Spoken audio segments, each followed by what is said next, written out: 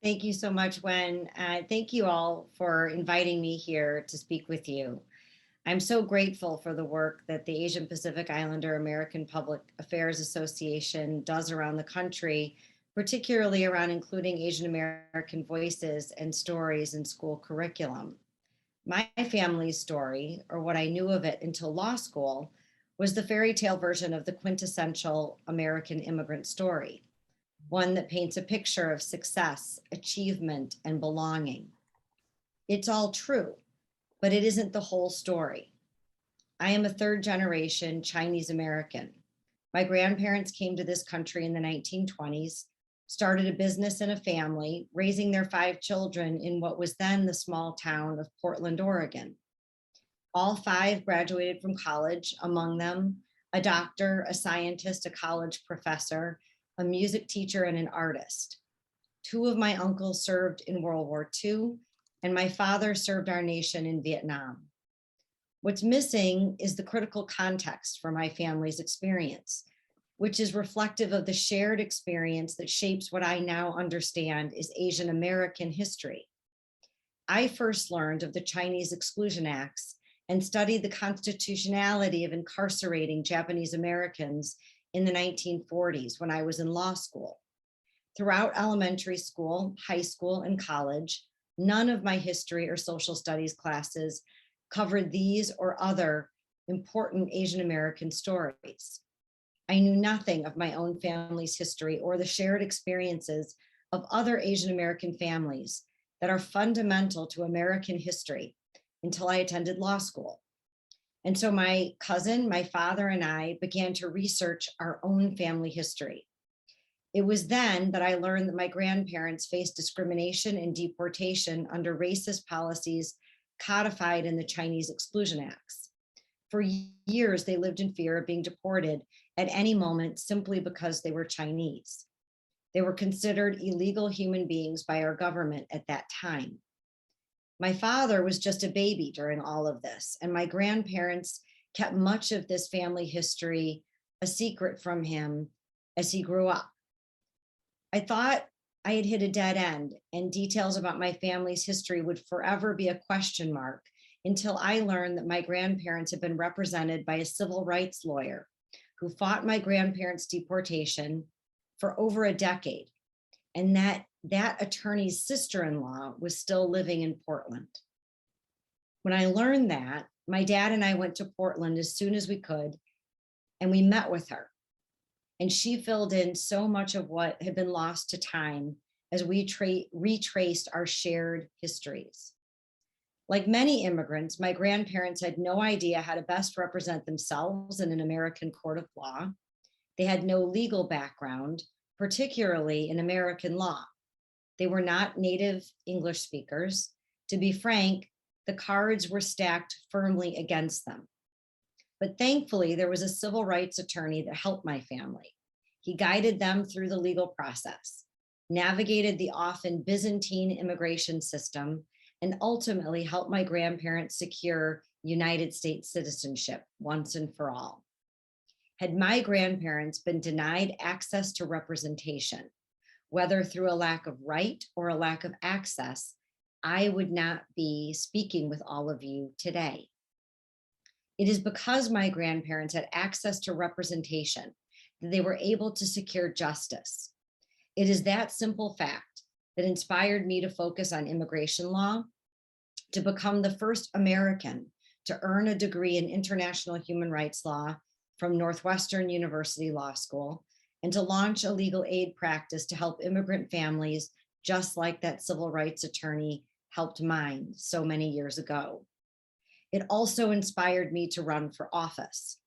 As a legislator, my job is to shape policy that reflects my community's values and to fulfill my duty each and every day to act in the public interest and for the common good. As only one of 4 Asian Americans out of 118 in the Illinois House of Representatives, I also have the distinct honor and responsibility to ensure that the Asian American community has a voice in the legislature. I didn't learn about my family's story until I was in law school. Critical pieces of American history were missing from my education. I wasn't told about the Chinese Exclusion Acts in history class. And because of that, a piece of who I am, my identity, was missing. That's why I sponsored a piece of legislation known as the TEACH Act, which stands for Teaching Equitable Asian American History, which made Illinois the first state in the United States to require kindergarten through 12th grade history classes to include a unit on Asian American history.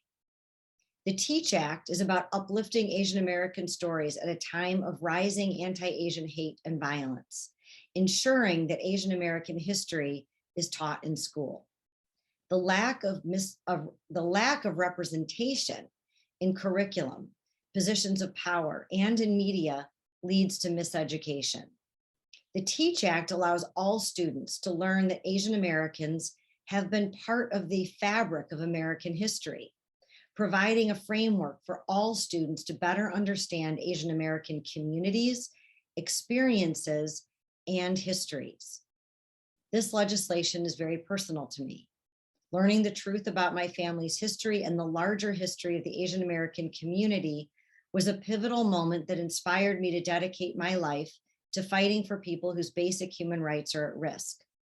This legislation ensures that the next generation of Asian American leaders in Illinois won't have to travel across the country or attend law school to learn about their own history and heritage.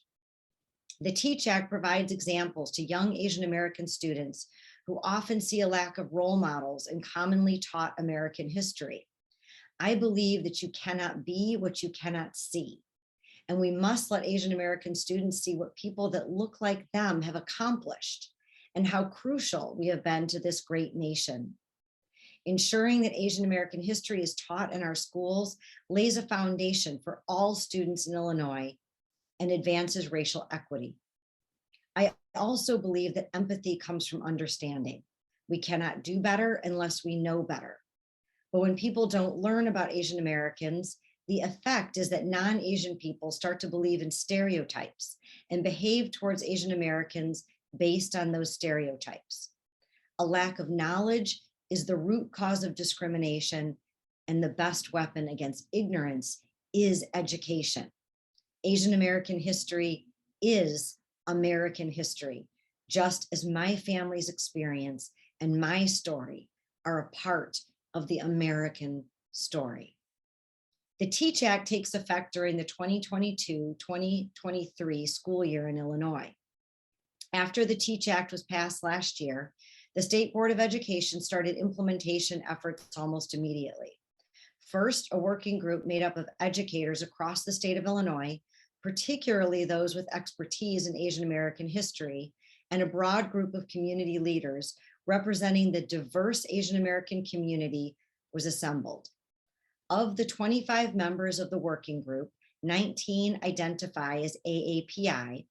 That working group developed a variety of free resources for teachers across grade levels and subject areas, not just in social studies or history, but incorporating relevant themes and concepts via art, music, and other subjects. Local grassroots efforts by Asian American organizations and individuals have proven invaluable to this process. The locally focused organizations also working with local schools to develop and implement appropriate curriculum. Much of the guidance surrounding the implementation of the TEACH Act in Illinois will occur through regional State Board of Education offices, which work with local school boards to facilitate the implementation of TEACH. These regional offices will work closely with local school districts to implement policies and curriculum that best fit their communities. When we went to launch TEACH, we understood that the disparity in funding from one school to the next would doom a one-size-fits-all approach. According to a recent report by greatschools.com Illinois, we have over 800 school districts that include over 10,000 schools in Illinois. There are tremendous differences in the advantages and challenges that each of these schools face. Resources must be available at no cost to teachers. For example, the PBS documentary, Asian Americans, offers companion Common Core curriculum resources aligned with national standards, and they offer it free of charge. The Illinois State Board of Education has developed a variety of free resources to be used in classrooms as well. It is an excellent start, but creating more high quality, grade-specific content available for free to all students and teachers is crucial to expanding these efforts and ensuring that teach and all of the goals that we have sought to accomplish in teaching Asian American history are realized. We are also exploring a certification course with the University of Illinois for teachers that would be made available to provide formal certification and continuing education in teaching Asian American history. I want to applaud the Asian Pacific Islander American Public Affairs Association for the work you are all doing around the country to implement legislation similar to the TEACH Act. I was overjoyed when I learned that New Jersey had established a similar law. From what I understand, you are currently working at the grassroots level in California to get SB 1363 approved, which would encourage Asian American history to be taught in grades 1 through 12. Getting this legislation approved will be a major victory for millions of students in California. As an advocate for public policy, your most powerful tool is your voice. Be heard. Call your state legislators, your governor, and anyone else who might play a role in ensuring greater access to Asian American history. In my experience as a legislator, I have found that if one constituent calls me about an issue, I notice. If 5 constituents call me about an issue, we have a staff meeting to discuss the issue. If 10 people call me about an issue, I can be confident that most of the district is concerned about that same issue. If there isn't already an effort to pass similar legislation in your state, you can be the catalyst that sparks that change. APAPA has resources to help you bring the message to your legislator and encourage them to take up this crucially important piece of legislation.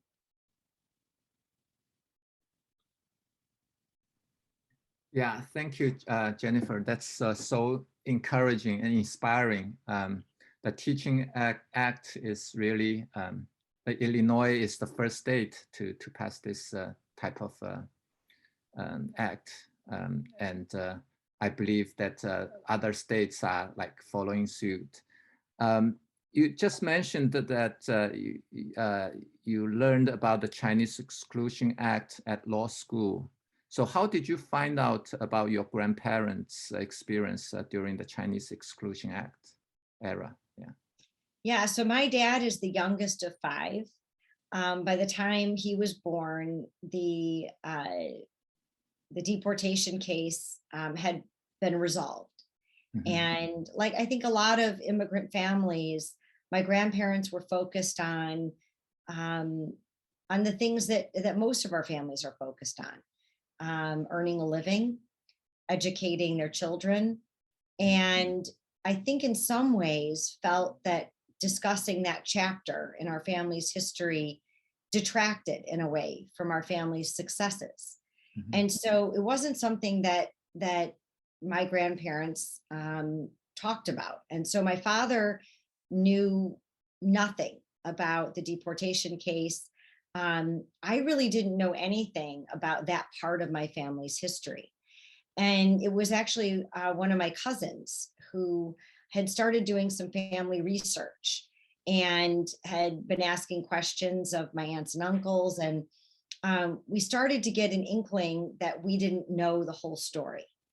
And it was then that we started to do some research in newspaper archives. And it turns out that the Gong family's deportation case received a lot of media attention in Portland at the time. My family had become a fixture in the Portland community. They had a business. They were well-established and involved members of the community. And it's my understanding that there was a real public outcry to help the Gong family, help my grandparents, and and my aunts and uncles, including and my father. And so there was a lot of media coverage where we could glean some information. But then we discovered that the civil rights attorney that had represented my family had a living relative who was still living in Portland. And so my dad and I actually visited, met with her. And it was during that visit, not only did she fill in a lot of missing information from her own memories of my grandmother and my grandfather and my family, but she actually had something that had been given to her by my grandmother. Actually, it had been given to her brother-in-law when he was still alive, and she had saved it for all of those years. It was a traditional Chinese garment that she then gave to me when I met her. And so that a piece of that garment was actually woven into the jacket that I wore when the Teach Act was signed in Illinois. So yeah, that's a little bit about, the story of how I discovered my own family's history. Yeah. So you mentioned about the passing bill or passing of the Teaching Act, right? Do you have any obstacles, and can you elaborate a little bit more to us? Yeah, I think Illinois, like most states, I think find it challenging to pass curriculum bills at the state level. Illinois, like most states, leaves most curriculum decisions to local school boards. Illinois is very much a decentralized education system. We have local school boards who are elected by their communities, who work on how curriculum is developed through guidance from the State Board of Education, but it is always a challenge to work on curriculum issues through legislation at the state level. One of the initial hurdles really wasn't to the teaching of Asian American history per se, but the pushback that I received was mostly directed at a statewide requirement to teach Asian American history. My point was that in the 102 General Assemblies, so we are currently in the 102nd General Assembly in Illinois, there had never been a comprehensive or inclusive teaching of Asian American history in Illinois. And that if I felt that Asian American history would be included in curriculum without the legislature acting, then I wouldn't have been before the committee asking them to pass the Teach Act. The reality is, though, that in nationwide studies, it is evident that unless we act to require that Asian American history is included in curriculum, it simply isn't there. Asian Americans have experienced a history of invisibility, exclusion, and discrimination. We are missing from textbooks throughout the United States. Our histories are missing. Our contributions are missing. And so without requiring it at a state level, we have found that it simply isn't going to be included. Yeah, so there's a question from our audience, Mark Zen. He said, thank you, Jennifer. I was so moved when I heard about this act passing in Illinois. My wife and I live in Lake County. I applaud your determination in passing this act. How, that's his question. How could 4 of your Asian members convince other 100+ representatives to pass this act? Yeah, thank you.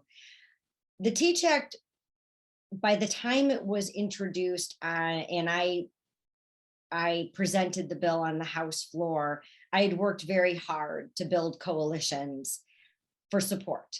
So initially, when I filed the bill, I didn't give our chances of success much, high odds. I really felt that this would be a multi-year conversation. I didn't know whether or not my colleagues would support the Asian American caucus. There are only 4 of us in the Illinois House and 1 in the Illinois Senate in passing this piece of legislation. But the more I talk to my colleagues, talk to them about what it feels like to be invisible, what it feels like not to see ourselves and our contributions reflected in curriculum, and the damage that that does, not only to our own sense of inclusion, but also what that does to the perceptions of non-Asians about who we are. And given the precipitous rise in anti-Asian hate and violence that we have seen, I think it was difficult for my colleagues to argue against the necessity for passing this bill. I also think it's critically important to remember that the Asian American caucus, those of us who serve in the Illinois General Assembly, have very much been allies to other minority communities. And so it cannot be underestimated how important it is to develop relationships, to work as allies with other marginalized communities, so that when moments like these occur, where we need support from other communities who have also had to fight to be seen, who have also had to fight to be heard, that they walk with us instead of against us. And so in this particular instance, I had tremendous support from the Black and Latino caucuses. Not only did they support my bill, the first African-American speaker of the Illinois House of Representatives, Speaker Chris Welch, was the #2 chief co-sponsor of this bill. And that is because of our work as Asian American legislators to be allies to other minority caucuses, so that when it was time for us to be heard, we had friends and allies who stood with us in that fight. Great. That's a great experience that other states may learn from this. We have one question from audience, Dan Tao. I'm a Chinese teacher at Southern California. Thank you so much for the information. This month, I showed my students the PBS documentary for Asian American. The Chinese Exclusion Act was totally new to all my students until I mentioned that in the class. My school is a public school. So she asked, I wonder how I can do to help other students know this part of history in their history class.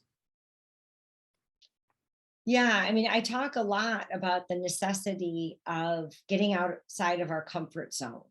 I think sometimes it's natural for, especially Asian Americans who have been marginalized, whose voices have been silenced throughout history, to stand up and speak out, to insist that our history be told, to make a little noise. I very much have been a strong believer in that. It's a fairly common saying in politics that if you're not at the table, you're on the menu, which means you have to engage with local leaders, engage with your state representatives, engage with run for school board. Make sure that your voices are being heard, and that those who are responsible for representing your community are held accountable for the decisions that they make. Yeah, that's great. So one more question. You talked about the importance of Asian history in K-12 teaching. Can you talk about more details about how did you find the opportunity to make it a state law? and how did you push it through? That may encourage and help other states. Thanks. Yeah, so I think it's important to note here that nobody passes legislation alone. This is always a unit, an effort of many. So I was honored to be the House sponsor of the TEACH Act. My colleague in the Senate, Senator Ram Vilivalam, shepherded that bill through the Senate, but we were supported by an entire community. The community leaders in the civic space included organizations, grassroots organizations in Illinois, like Asian Americans Advancing Justice Chicago, who led a grassroots effort.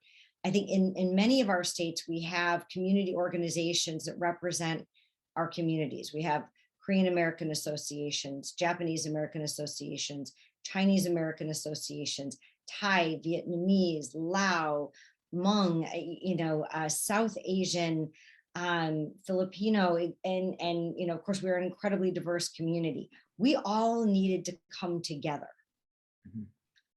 So the importance of grassroots organizing, working together, building momentum, making sure that the legislators in each one of my colleagues' district were hearing from Asian Americans in their communities was critical to building the support and the momentum to pass this bill. So it was a all of the above strategy. Me working with my colleagues, asking for their support, and our own communities reaching out and putting pressure on their representatives to make sure that they were a yes when it came to voting on the bill.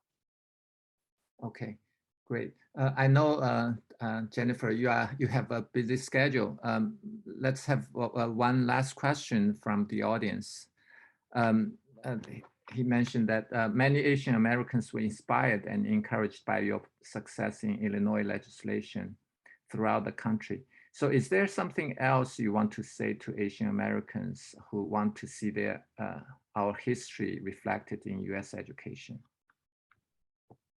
Well, I hope this serves as an example of what's possible. Representation matters.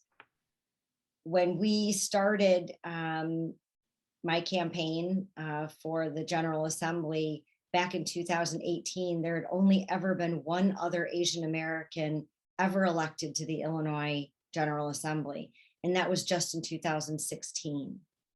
Mm-hmm. In just the 4 years that I have served in the Illinois House, we have passed groundbreaking legislation to make sure that Asian Americans are represented in our classrooms.